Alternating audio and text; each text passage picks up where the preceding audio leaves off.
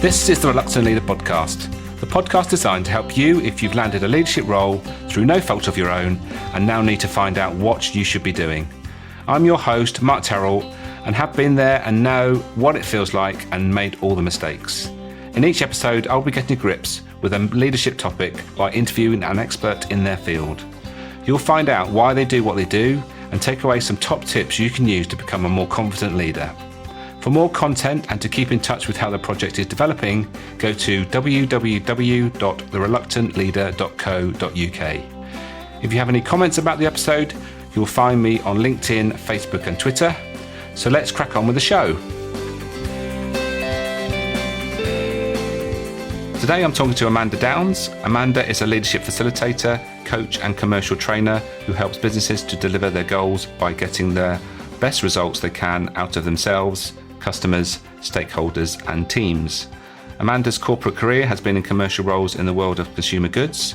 Her last one was at United Biscuits, where she was commercial director for Ireland, based in Dublin.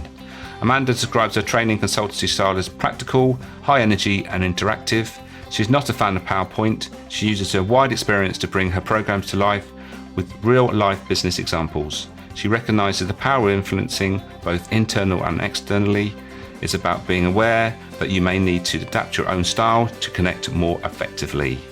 I hope you enjoy this chat we had about genuineness, and I will catch you all on the other side.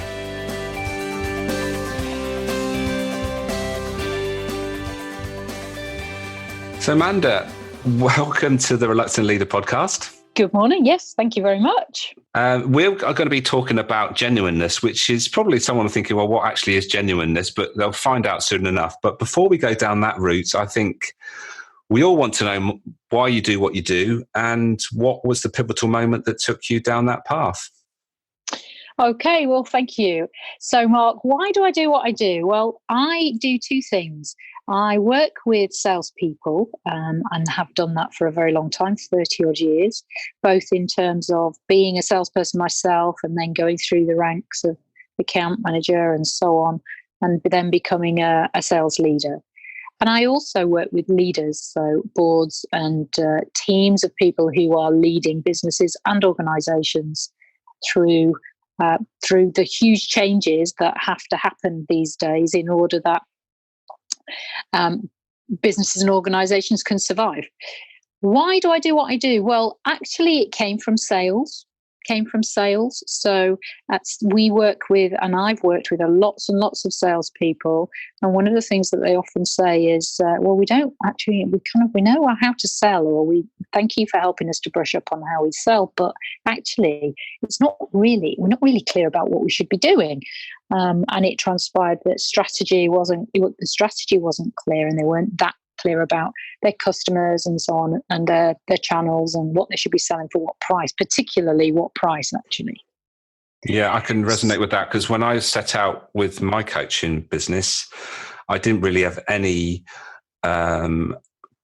sales. My previous sales experience was stocking up a shop and selling from that environment, which is completely different when you're selling a service. Yeah, so absolutely. I was ill prepared sales wise, and probably marketing wise was probably something else that I didn't really pay enough attention to. But I think when you want to go into something to do good and make a difference, sometimes you forget about the actual skills that you need to deliver that. And that's where sales is so important.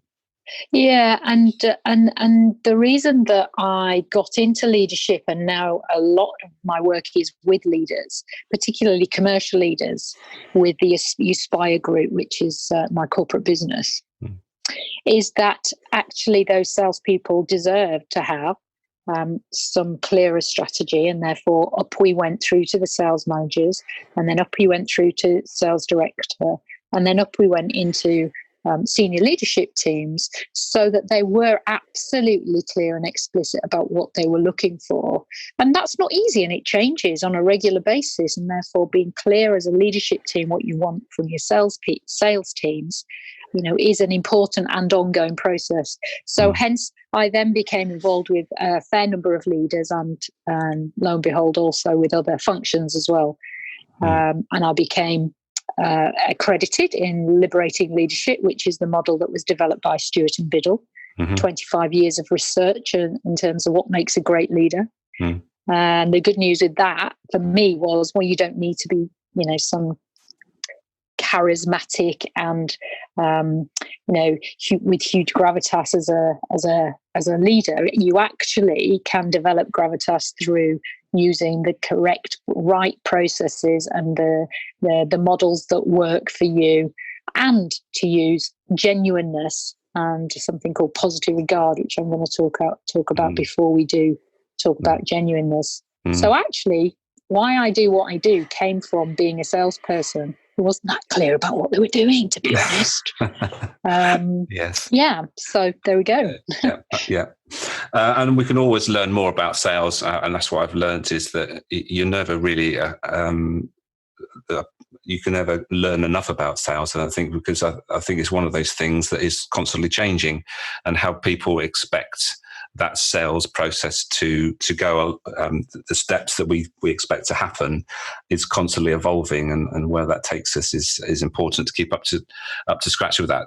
But we're not here to talk about sales, however interesting that is. We are here to talk about genuineness, and you've already mentioned it, and the connection with positive regard. So how do you see genuineness, and how important it is, especially in a leadership role? Okay, so I am going to go back to this attitude of positive regard, because these two attitudes for me are a couplet that you just can't separate. So the attitudes of positive regard as a leader and genuineness as a leader, for me, are what have been one of my biggest learnings. And let me tell you what I mean by positive regard. We all get out of bed in the morning aiming to do our best in whatever we do. And actually, if we think about people as doing exactly that every time they get out of bed and every time they come into work and present themselves in work, it's really, really helpful. So positive regard basically is holding people in high esteem, regardless of what they do or what their behavior is. Thinking to yourself, in a non-judgmental and non-assumptive way, I respect this person as a human being. This person's position is as valid as mine. This person is trying to do their best, and frankly, expects me to do that as well with them. And therefore, my first question is always, what's going on for that person? What's going on for this person, so that I can work out how best to work with them to solve or meet the opportunity, or whatever it is that we're talking about. So positive regard is critical if you're going to be genuine, because with an attitude of positive regard, if you are genuinely trying to help somebody, then there are some things that you need to do with them, some ways that you need to behave that demonstrate that trust, which is where genuineness comes in. Before I go on to genuineness, though, I'm just going to use examples of where I've needed to think about positive regard in sales, actually, with customers. So the first one was, I used to work with I worked in food most of my life in sales roles before I started doing what I do in 2006. And I was working with a factory up north, and that factory made desserts.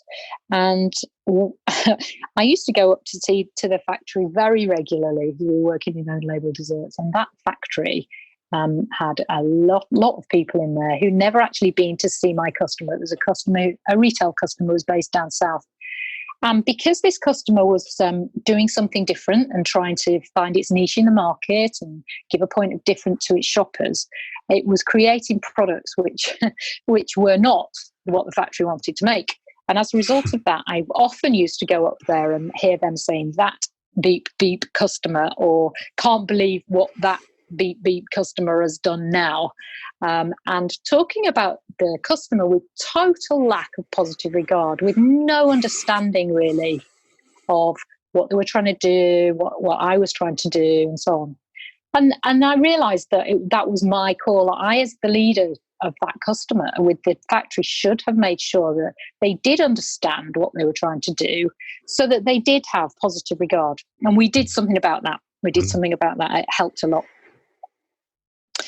So this is just an example of where you can find people talking really is that a word? Derogatorily, Yeah. derogatorily about people, and that really gets my goat. It really hits one of my values around positive regard. Yeah, I get that as well. And we're all guilty sometimes of wanting people to fit into what we're doing. And that's a great example of actually when people are trying to do something a bit different, and that it's actually understanding the reason why, and not really, not trying just to move them back into what we see as what they should be doing. Because, obviously that doesn't fit in what their plans are. But so, yeah, great example. Yeah. And, just coming back to sales, the attitude of positive regard helps so much when you're doing really important things and really critical things that we all have to do, like move or increase pricing, for example, that actually your customer, with positive regard for your customer is trying to do the best for their business as well. And therefore, as you enter a negotiation, to maintain that level of positive regard helps to avoid those sort of nasty tactics that sometimes people think that they need to employ with each other to kind of get one over, which is completely against an attitude of positive regard and genuineness. Yeah. So shall I go on to genuineness, Mark? I think you should. I think that's a great precursor to genuineness. But what I was going to suggest was that maybe some people find that quite easy to be have hard positive regard, and maybe some people probably find it maybe more difficult. We're all sort of different. Is that something you've come across? Yeah, absolutely. And it also depends on your personal style. If you have a style that says, I wonder what's going on for them, and a style that kind of automatically thinks bad in somebody, or thinks critically, it can be very easy to tell yourself stories about what's happening for somebody based on something they've done or said, their behavior. So that question, the key question to ask yourself when something happens, is deep breath, and particularly if it's a negative thing, is deep breath and think about what's going on in that person's head right now. What's happening for them that's making them behave in a certain way that I don't like, in whatever it might be, so that you can think about the best approach to them to help it to help resolve the situation. So where does genuineness fit in then, Amanda? So if we have true positive regard for somebody, then it is for me as a leader, as a human being, actually, it's our duty to be genuine with them. And what do I mean by genuine? That's around being open and honest and frank with people, and actually with yourself, about a situation and what you think about it, and importantly, what you feel about it.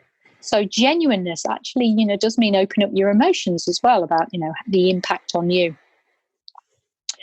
And therefore, one of the things that I've learned over time, and I will go back to sales and give you another example, is that, lying or changing the truth or being vague or just kind of not telling people things and keeping them in the dark, kind of mushroom mentality, is not helpful when it comes to work life. It's not helpful in any life, actually. So I used to spend a lot of my time as a salesperson back in the day when I sold food products, trying to explain and trying to kind of hide the fact that we'd run out of stock, for example. So we'd organise a promotion with a grocery multiple retailer, and then we'd run out of stock, and we'd have to kind of tell a story, spin a yarn about why there wasn't enough stock. And actually, it was so ungenuine, it was such a lack of positive regard for them in terms of what they did, and a lack of positive regard for myself, that I felt really bad about it, actually. So you've got to be genuine with yourself in the first instance, and be honest and frank and open about how you feel about something. And then here's the tricky bit, because if you are being truly genuine, then you need to give genuine feedback to the other person as a leader, good or bad. And that's not always easy. No, there's a certain amount of courage involved here, isn't there? Yeah. And I've just had a recent instance where I've had to be genuine and actually tell somebody what I was actually feeling. And for some people, and I'm including myself in that sometimes it feels uncomfortable, because I had a quick, as you do, Google on the word genuineness before we started. Yeah. And the first thing that comes up is about speaking your mind. Well, there can be negative connotations when you say speak your mind, because a lot of people say, oh, they always speak their mind. But actually what we're talking about here is actually having that positive regard and speaking your mind, so that comes across as a genuine, almost like helpful way, rather than just saying something for the sake of saying it. Absolutely. Absolutely. So, my top tip, the way that I coach people and coach leadership teams, and this does gradually over time change culture, but it's not easy, is that actually to give honest, frank and open feedback as soon as possible. Feedback is a dish best served warm, as they say.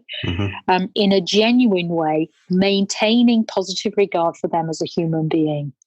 So if you maintain that authenticity and positive regard and respect, and then you give somebody feedback that says, I saw or heard this happening, this was the impact on me, and therefore we need to talk about what we do next time, or can you stop doing that, or whatever it might be. Actually, it's uncomfortable. It's uncomfortable, and it takes some courage even to start that conversation, and it potentially can be uncomfortable for the individual. But every single time I've had that feedback from a place of positive regard and that genuine feedback, it's helped me. It really has helped me.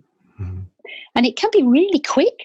For example, you might say, really great feedback to somebody. When genuine feedback might be, let's say they're making a presentation, or they've been in front of a customer, or they've been talking to somebody.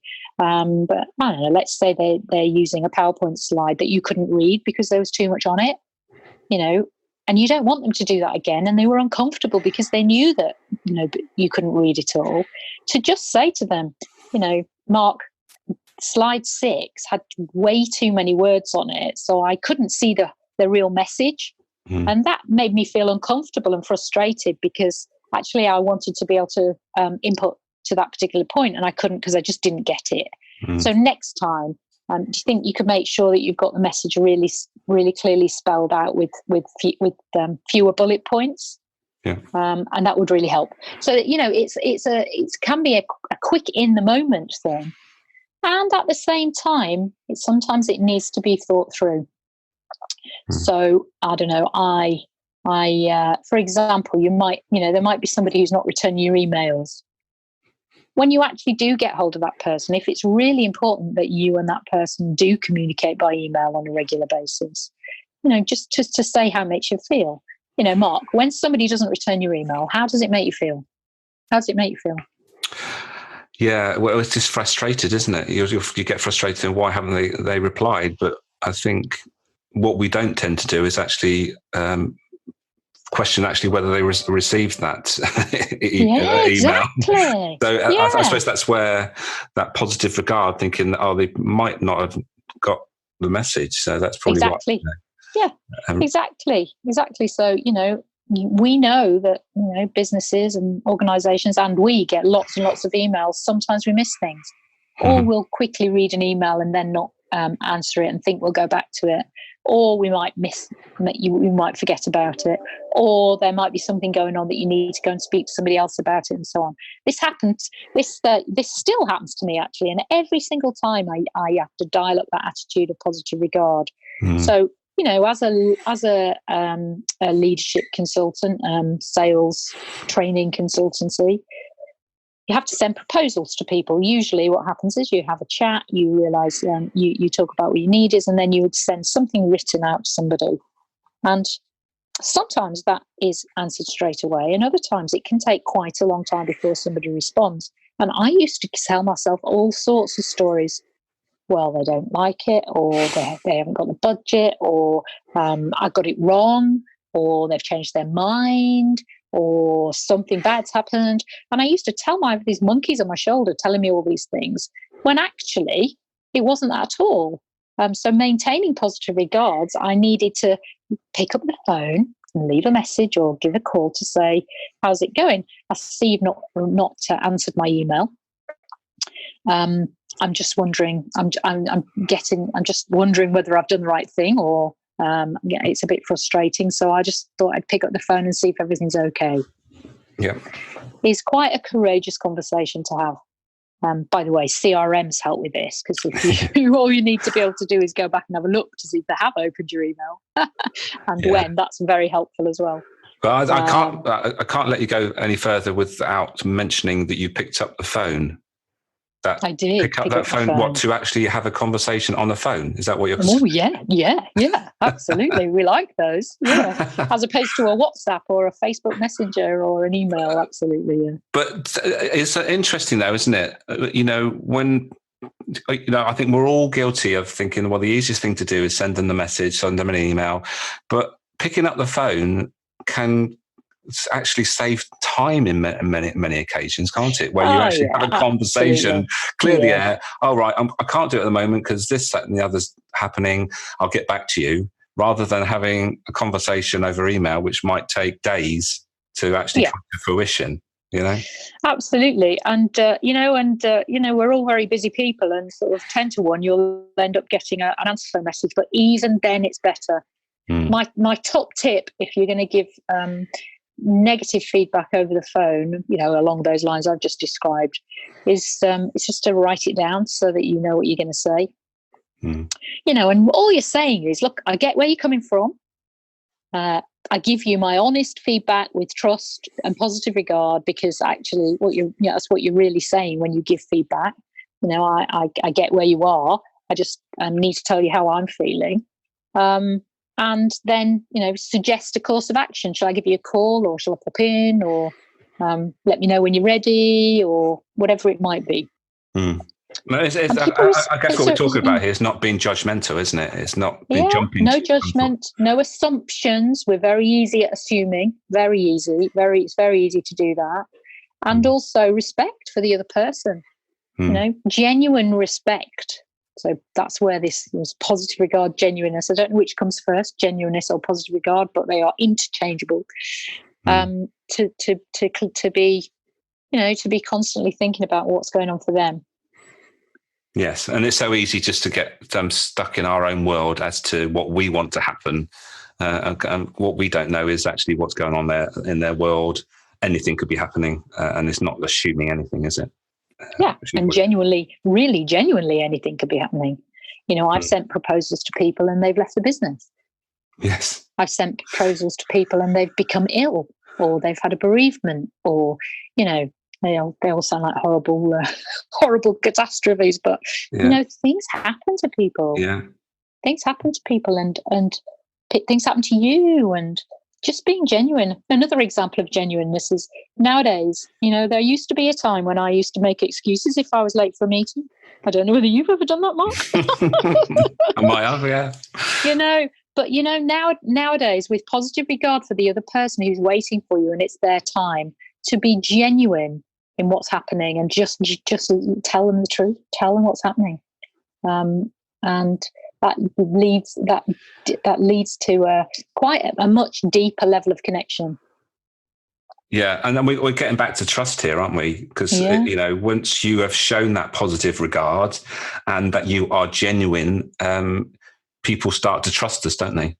And when you're in a position of trust, then you're more likely to win the business, or and have a deeper relationship that is more meaningful and works for both parties.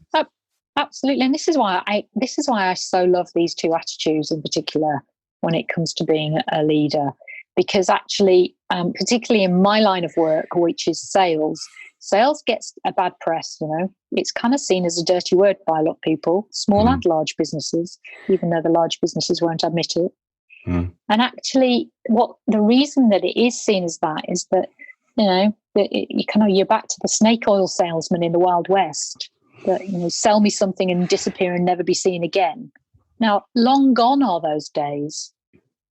But the fact is that people still feel like that sometimes about sales. And that's because with lack of positive regard, a salesperson somewhere in their life has sold them something that they didn't really need, and therefore they didn't trust them.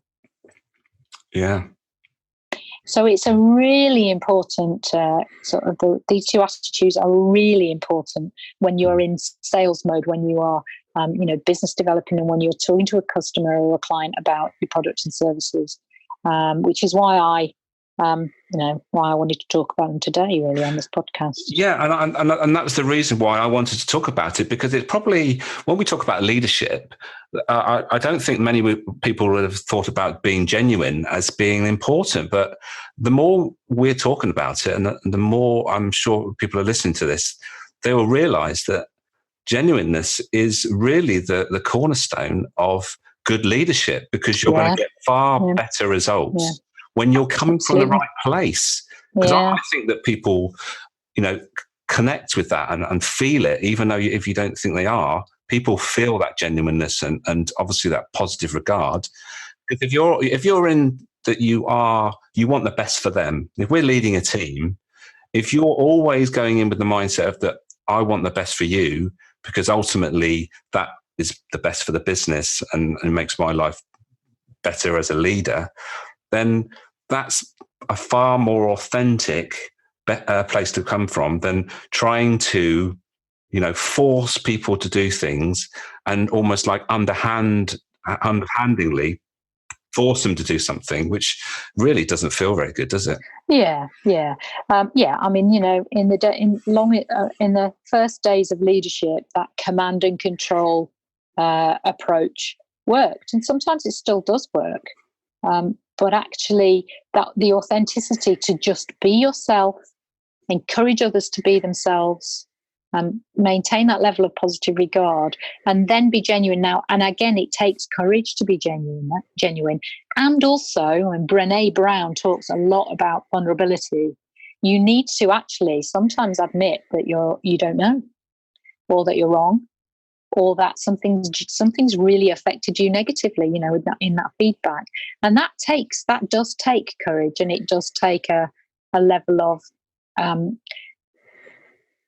a willingness to feel uncomfortable sometimes, to make sure that we get the best out of each other. And also, I guess, not taking what is perceived as the easy route short term, because in the long term, that's actually going to cause more problems for us if we're not being that genuine. And the easy route is to not say anything, and so many people do that. And then, most of my coaching conversations when I'm coaching leaders are about them wanting to say something to somebody. Could be a peer, could be a boss, could be somebody that worked with them, could be somebody in another function that's really frustrated them, and that actually is causing them sleepless nights. And that they need the courage to be able to do that. So we mustn't underestimate that. It does take courage, but I always say that it just takes 3 seconds to start a sentence. Yes. Just 3 seconds to start a sentence, and you're in. No going back. And also, I've got this a little bit of a thing about not talking yourself out of something that you think that you should do for the right reasons as well. As soon as you start thinking, or allow that to start in that internal dialogue as to, I don't think I'll do that for X, Y, Z, A, B, C, and D, then after most of the time, I found I've sort of regretted. Maybe I should have said what I felt that I should have said at the time. Not just I wanted to criticize someone for the sake of it, and that I wanted just to say, well, what I felt was worth saying, and it's coming from the right place. And that point that you've just made is critical, because actually, if you are really genuine and authentic, and you describe how it made you feel, so I was frustrated, or it frustrated me. It frustrated me, not people were frustrated, or I think so-and-so might have been frustrated. That if it comes from genuine personal feedback about your emotions, there's no getting away from it. That's how it made you feel. Yeah. And therefore, that you're telling them that's how it made you feel. And that's inarguable, actually. And therefore, it's, that's real genuineness. Real genuineness. Great stuff. Unfortunately, time is running away with us. So, as you know, I ask people to leave us with 3 top tips. I just wonder what those 3 top tips are that you're going to leave us with today. So thank you, Mark. It's been great talking to you. I could go on for a long time about the subject. So my 3 top tips would be, number 1, maintain positive regard always. Think about that person non-judgmentally, non-assumptively, and that they're trying to do their best. And ask yourself what's going on for that person. My second tip would then be to give feedback. So give that really clear, conditional feedback openly and frankly that builds trust. So what I saw or heard, the impact on me personally, and then talk about what you do next time. And then the third one is have that 3 seconds of courage. So, just be vulnerable and have that 3 seconds of courage and be prepared to be uncomfortable, and potentially that somebody else might be uncomfortable if it is negative feedback. Clearly, one of the things we didn't talk about was like reinforcement theory that says be genuine in your praise as well as your criticism. But people tend to focus on having the courage to be genuine when something needs to change and it's awkward, don't they? So they'd be my 3: maintain positive regard, be genuine, give feedback, and have the courage to do it. Brilliant. Top stuff. So thank you, Amanda, for your time today. It's been a pleasure. I hope you've enjoyed it. I certainly have. Good. I'm glad to hear that. And hopefully we'll have a chance to talk again in the future. But for now, I will say thank you and goodbye. Thank you, Mark. Take care.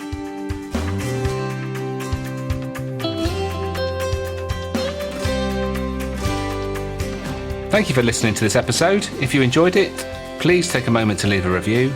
Don't forget to check out the Reluctant Leader project at www.thereluctantleader.co.uk. Make a note to start, stop, or continue doing whatever struck a chord in this episode. And until next time, be the best you can be.